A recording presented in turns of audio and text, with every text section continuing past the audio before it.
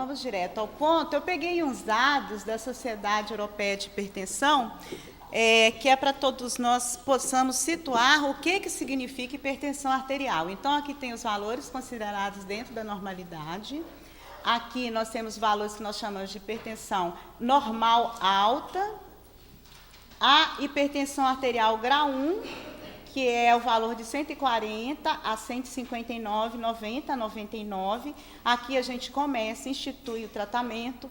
Nessas etapas aqui, nós instituímos as chamadas medidas higienodietéticas, que são as mudanças de estilo de vida, alimentação, atividade física, técnicas de relaxamento, como essas que nós fizemos aqui antes de iniciar. A hipertensão grau 2, ela requer um pouco mais de cuidado, porque os níveis já estão um pouco mais elevados, o tratamento medicamentoso se institui, mantendo as medidas higienodietéticas. E o grau 3, que é aquele que a gente nunca quer ver ninguém com eles, que é a PA acima de 180, a sistólica, e a diastólica 110, que é a máxima e a mínima. Pois muito que bem. Eu trouxe aqui, esses dados eu peguei da Direção Geral de Saúde daqui de Portugal, trazendo a prevalência de hipertensão, que situa-se entre 26,9%, mais elevada no sexo feminino, 29,5%, do que no masculino, 23,9%, que é pelo estudo de hipertensão arterial feito em 2013. Então, isso é importante, que não difere muito das taxas aqui no Brasil, lá no Brasil. Porque, talvez a gente veja isso porque a mulher está assumindo muitas responsabilidades, não só do ponto de vista das que ela já tinha no trabalho em casa, ela tem geralmente uma tripla jornada, ela trabalha, ela já está saindo, ela está assumindo postos de maiores responsabilidades, e isso fez com que ela tivesse a mesma carga de estresse que o sexo masculino. Além de que, muitos de nós, para poder entrar na competitividade do ambiente de trabalho, muitas mulheres têm se comportado, assumido o comportamento masculino, e isso aumentaria a carga de estresse e favoreceria porque o contingente feminino tem apresentado índices mais elevados de hipertensão arterial em relação ao masculino. Eu trouxe aqui, eu vou trazer agora uma sequência de estudos falando por que a gente relaciona a hipertensão arterial com a espiritualidade e o que ela modifica, a espiritualidade modifica na evolução dessas doenças. Quando a gente fala que uma pessoa está hipertensa, que tem aqueles níveis ali, quais são as primeiras medidas que o cardiologista toma?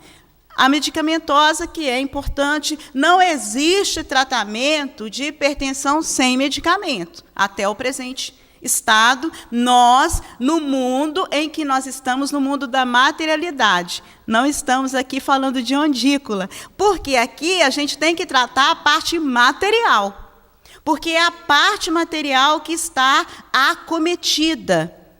Então, a importância de todo o substrato da gente compreender a importância da espiritualidade, das outras mudanças, elas estão ali associadas, mas isso não é para desprezar o tratamento medicamentoso. E, ao instituir o tratamento medicamentoso, nós estaremos diminuindo a quantidade de eventos, porque a doença hipertensiva, ela é silenciosa. Não há sintomas. Então, muitas das vezes, os pacientes chegam no consultório com a PA lá 200 de sistólica por 120 de diastólica e estão tranquilos. Eu falo assim, não, doutora, mas como? Eu não sinto nada, não tenho nada. Eu falo, sim, porque o primeiro sintoma pode ser um evento. Pode ser um acidente vasculoencefálico, pode ser um infarto do miocárdio. Então, isto é importante porque facilita com que as pessoas compreendam a importância do tratamento, a importância de seguir algumas medidas, algumas condutas para manter esse estado de homeostase. E a doença hipertensiva, se não tratada, ela evolui com acometimento não só do coração, que a gente vai evoluir para a chamada cardiopatia hipertensiva, como também nós podemos ter o acometimento de outros órgãos que a gente chama de órgãos-alvo. Então, como o coração é o primeiro afetado, nós temos também os vasos retinianos, as alterações visuais, nós temos os vasos renais e os vasos periféricos. Então, são vários sistemas que são envolvidos por causa de uma única alteração, que seria a hipertensão arterial. Esse artigo do Dr. Red Koenig eu trouxe porque é um artigo importante, que ele vai falar para nós o que significa a espiritualidade nas doenças em geral. Então, nós estamos falando aqui do que é espiritualidade. Espiritualidade é uma forma com a qual nós ressignificamos a nossa existência. Essa foi a maneira mais prática que eu consegui trazer uma definição, porque a espiritualidade ela não tem uma definição muito bem correlacionada. Já nós temos um outro termo, que é a religiosidade, que quer dizer como que uma pessoa, diante daqueles postulados, aqueles ritos de determinado segmento religioso, se relaciona com aquilo, absorve e leva aquilo para o seu enfrentamento do dia a dia. Então, nós temos dois tipos de religiosidade, a extrínseca e a intrínseca. A religiosidade extrínseca é aquela que a pessoa vai ou na igreja, ou na casa espírita. Vamos dar o exemplo aqui da casa espírita. Vai à casa espírita, assiste uma palestra, leva sua garrafinha para fluidificar a água, recebe o passe e volta para a sua casa. Mas tudo aquilo que ela ouviu na palestra não modificou uma vírgula na sua situação, nos seus embates do dia a dia. Já a religiosidade intrínseca é aquela pessoa que pega o ensinamento da sua religião e transfere para as suas atitudes do dia a dia. Ela procura vivenciar. Então, nós temos no Evangelho segundo o Espiritismo, o capítulo 17, Sede Perfeitos. E lá tem, reconhece-se o espírita pelo esforço que ele tem em dominar as suas más inclinações. Ou seja, quando ele está realizando a religiosidade intrínseca para estar no seu dia a dia. A outra definição que eu vou trazer para vocês é do Coping, que é aliado à religiosidade intrínseca. O Coping é como eu pego os ensinamentos daquela religião que eu estou seguindo e coloco diante das minhas situações de dificuldades. Coping é uma palavra em inglês que quer dizer enfrentamento. Então, quando eu estou passando uma grande provação, uma grande dificuldade, seja econômica, emocional, separação, adoecimento, seja ela qual for, eu utilizo aqueles ensinamentos da minha religião para poder superar. É a capacidade de superação. Então, de acordo com esse tipo de relacionamento que cada um de nós tem com o sagrado, nós vamos desenvolver uma saúde positiva ou não. E é isso que o Dr. Red Koenig coloca nesse gráfico aqui maravilhoso. Então, ele coloca aqui a fonte. É acreditar e a nossa ligação com Deus. E aí nós temos aqui como que nós temos essa ligação, se é com uma prática religiosa pública ou privada. Isso é muito interessante, porque muitas pessoas não vão em nenhum local, mas assistem programas religiosos pela TV, leem livros de autoajudas, livros de religiosidade, e aí eles absorvem aquilo e têm uma vida tão religiosamente, tão intrinsecamente como aquele que frequenta uma instituição pública. Aqui, o acometimento que a pessoa tem com tudo aquilo, as suas experiências e o coping que eu já falei. Toda essa prática aqui vai ajudar a pessoa nas suas decisões do dia a dia. E diante dessas decisões do dia a dia, ele vai desenvolver as virtudes humanas, ou seja, a honestidade, a perdão das ofensas, o altruísmo, a gratidão, a paciência e a diligência, que é aquela forma de interação que a gente tem no dia a dia. E tudo isso aqui vai levar na positividade da nossa saúde mental, saúde física, por consequência, que é paz, harmonia, bem-estar, felicidade e alegria, esperança e otimismo, um objetivo e um propósito de vida, e é a adaptação. Quando não, nós entramos nesta parte da saúde mental negativa, que seria a depressão, o suicídio, a ansiedade, psicose, distúrbios da personalidade, uso de álcool e drogas e a questão do crime e da delinquência. Então, esse quadro ele é bem didático, ele mostra como que somos nós que fazemos as escolhas. As adversidades, elas fazem parte. O adoecimento pode fazer parte, porque nós estamos na matéria, no corpo físico. Então, é natural que, a partir do instante em que nós temos uma qualidade de vida, a partir do instante em que o mundo está envelhecendo e que nós temos um número maior de idosos, é natural que a máquina se desgaste. E, ao se desgastar, vão aparecer as doenças. As doenças cardiovasculares são as que aparecem em primeiro foco. E aí, ao aparecer, nós temos que ter o recurso em nós para lidar adequadamente com isto. Este outro livro, eu gosto muito desse livro, que é Medicina, Religião e Saúde, o encontro da ciência e da espiritualidade. Nesse livro, o Dr. Koenig cita de todos os sistemas, o que acontece em cada um, e ele coloca a importância do sistema neuroendócrino hormonal.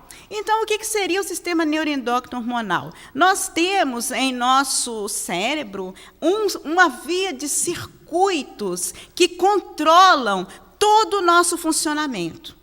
E esta via de circuitos, ela está localizada principalmente na região no meio do cérebro, que é chamado, lembra daquele segundo andar do livro No Mundo Maior, que Calderaro descreve lá os andares, os 3 andares do cérebro, que ele descreveu isso em 1950, e em 1973 vem o neurocientista MacLean e descreve os 3 andares do cérebro. E nós temos, pela AME Brasil, um livro que se chama O Cérebro Triuno, que foi lançado este ano no Medinesp, que justamente a doutora Ivênia, o doutor Sérgio Lopes e o doutor Sérgio Iandoli Júnior descreveram a parte moral, a parte filosófica e a parte científica, colocando para nós uma estratificação daquilo que Calderaro disse. Em um capítulo, eles colocaram em um livro de 200 e poucas páginas, que vale a pena de ser lido. Então, nós estamos falando isso aqui porque neste segundo andar, que é aquela parte do cérebro que está chamado sistema límbico, que nós temos a região do hipotálamo, temos a região da amígdala, que controlam as nossas necessidades básicas, é onde nós treinamos a nossa vontade. É onde nós nos exercitamos. E é justamente dali que recebemos os estímulos para liberar algumas substâncias essas que são importantíssimas no controle do nosso ciclo de sono, vigília, do nosso funcionamento, do nosso aparelho cardiovascular. Então, a religiosidade, quando ela entra em ação, ela está trabalhando exatamente este nosso segundo andar. E é isso que o Giancarlo Luchetti, que é o pesquisador da AME Brasil, e com 2 cardiologistas e a Alessandra, escreveram esse artigo de 2010 na Revista Brasileira de Hipertensão, que era a influência da religiosidade e espiritualidade na hipertensão arterial. E eles pegaram uma série de artigos científicos e foram explicando. Eu trouxe este aqui porque ele tem o número grande de 14.475 adultos, no qual foi examinado que a religiosidade ela foi responsável por um menor índice de hipertensão arterial. E, olha, veja bem, não precisou nem de ser intrínseca. Bastou a pessoa frequentar um ambiente religioso para ela ter uma melhor resposta ao tratamento. Este outro artigo aqui, eles fizeram um estudo por meio do MAPA, que é aquela monitorização ambulatorial da pressão arterial, e 55 pessoas foram avaliadas durante um dia normal de trabalho, separando aquelas com maior religiosidade, com menos religiosidade, e evidenciando um número menor de pressão arterial naquelas que estavam envolvidas em algum trabalho religioso.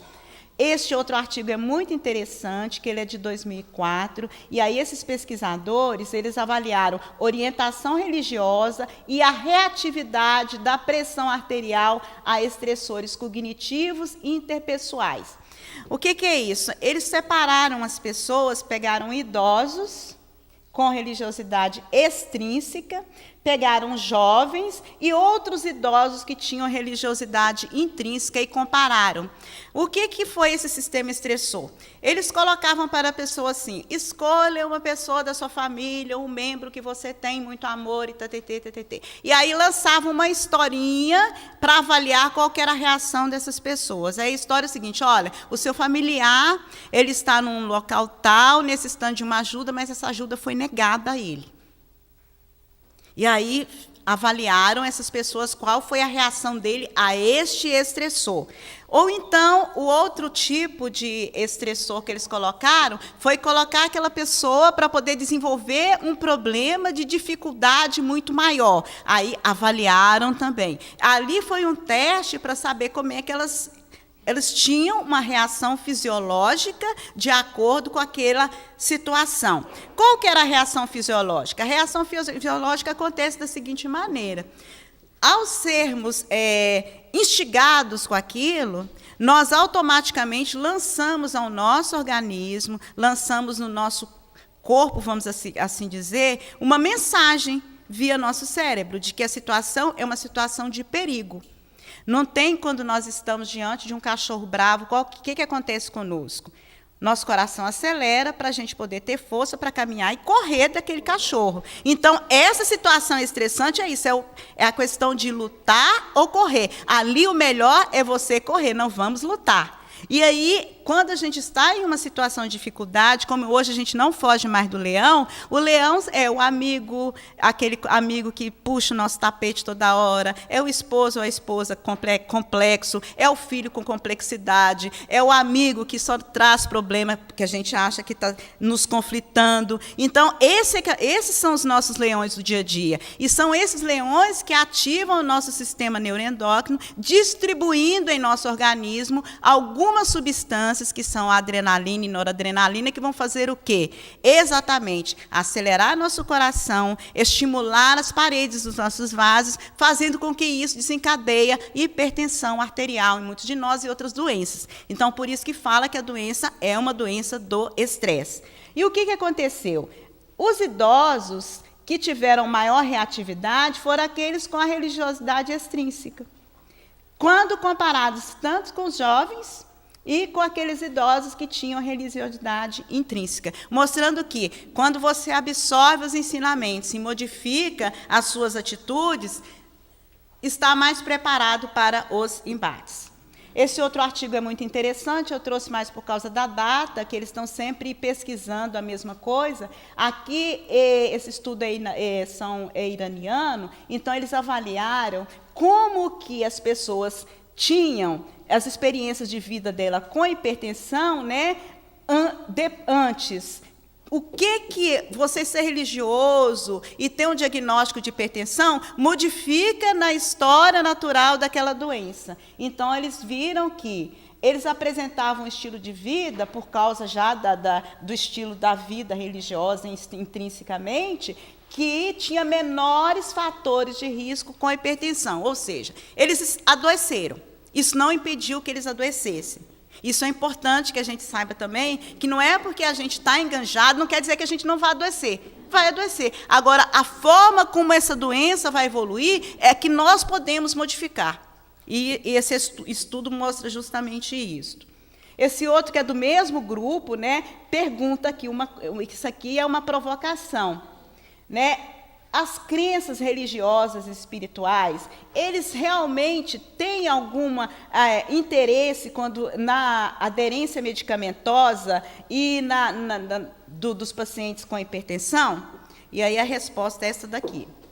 Algumas pessoas, né, podem ter uma resposta positiva, mas aqui, quando a religiosidade não ajuda, que é o chamado pelo Dr. Harold Koenig como coping negativo. Quando eu utilizo a minha religião como uma fonte totalmente de negação.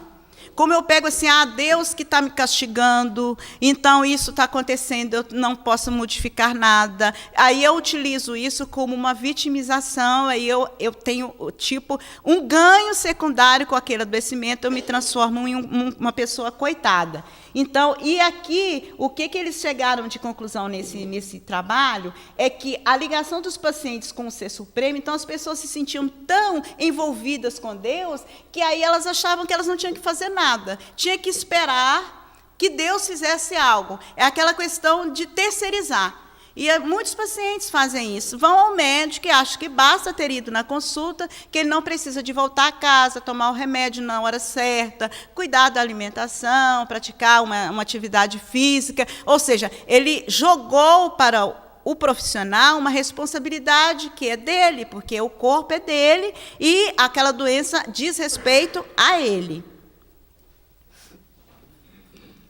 Esse outro artigo aqui já coloca que é do mesmo, e ele viu as duas coisas, viu a parte negativa, mas ele também viu o trabalho, fez um outro trabalho com 400 pacientes para ver a parte positiva. Aquelas pessoas que usaram da religiosidade intrínseca e com quadro de ansiedade, depressão, desculpa que está escrito errado, estresse, crenças espirituais, e como que as emoções negativas, né, podem ser diminuídas com a espiritualidade. Então, as emoções negativas são aquelas que eu coloquei no quadro lá do início, que o Dr. Harold Cohn coloca naquele artigo, que aquelas emoções, elas agravam, elas intensificam o adoecimento, porque elas entram num circuito ao contrário, e, ao intensificar aquele adoecimento, elas favorecem o número de eventos.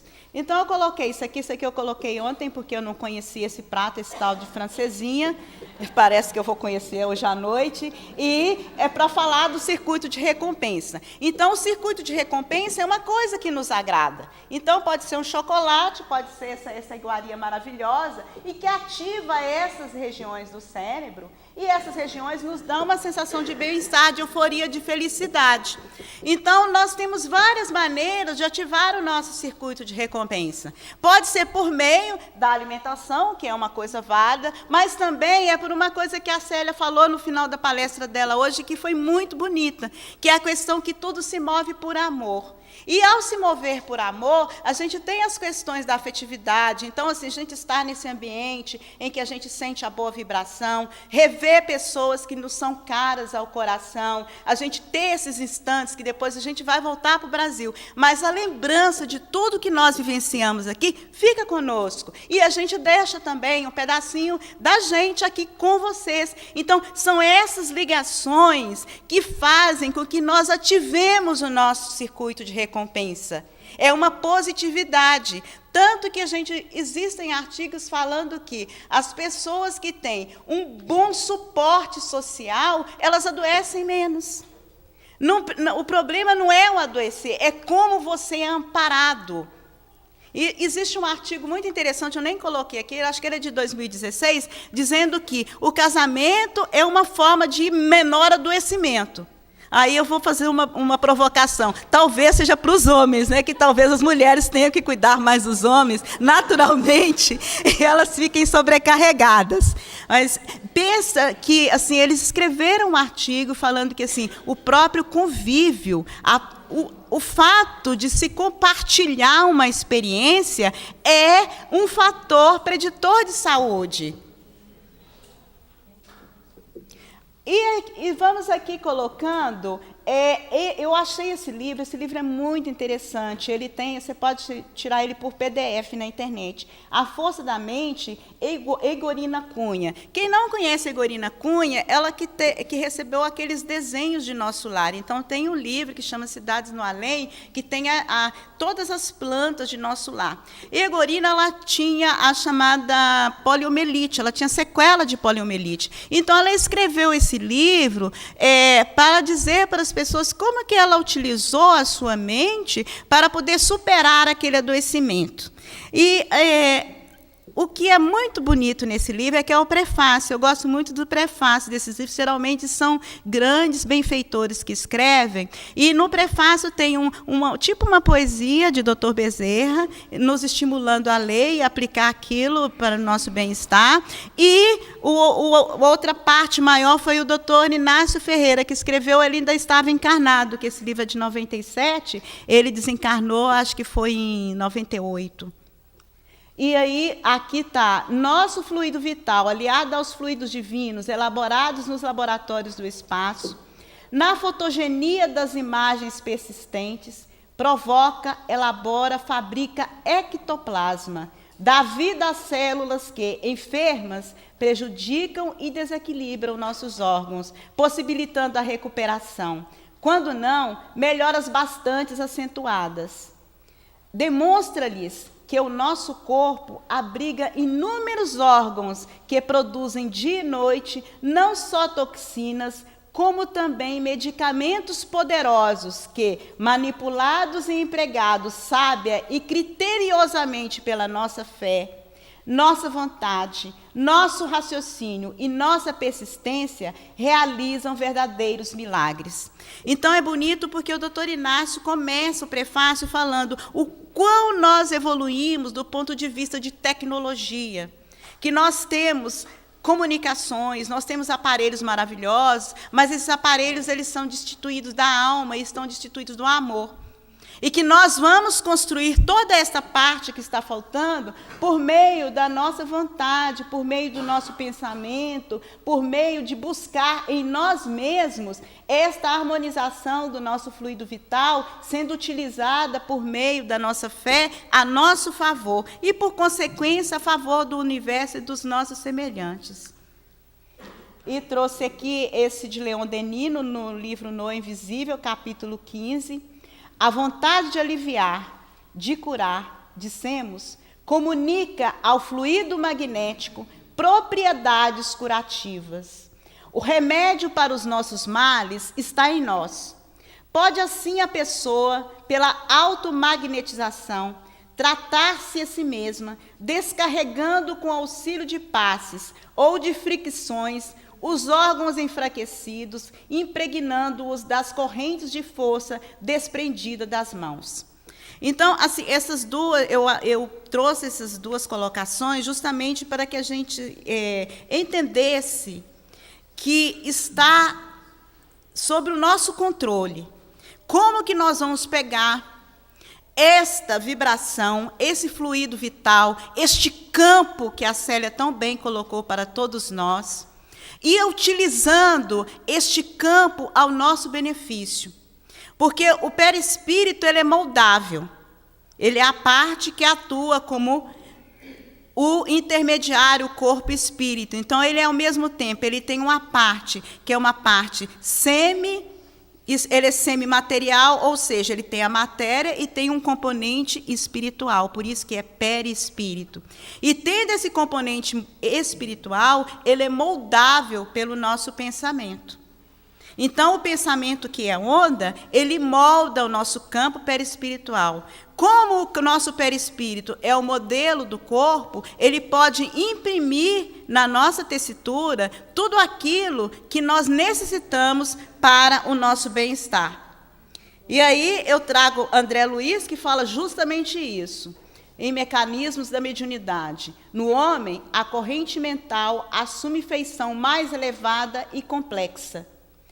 No cérebro humano, gabinete da alma erguida a estágios mais nobres na senda evolutiva, ela não se exprime tão só à maneira de impulso necessário à sustentação dos impulsos orgânicos, com base em nutrição e reprodução. É pensamento contínuo, fluxo energético incessante, revestido de poder criador. Nasce das profundezas da mente, em circunstâncias por agora inacessíveis ao nosso conhecimento. Porque, em verdade, a criatura pensando cria sobre a criação ou pensamento concreto do Criador.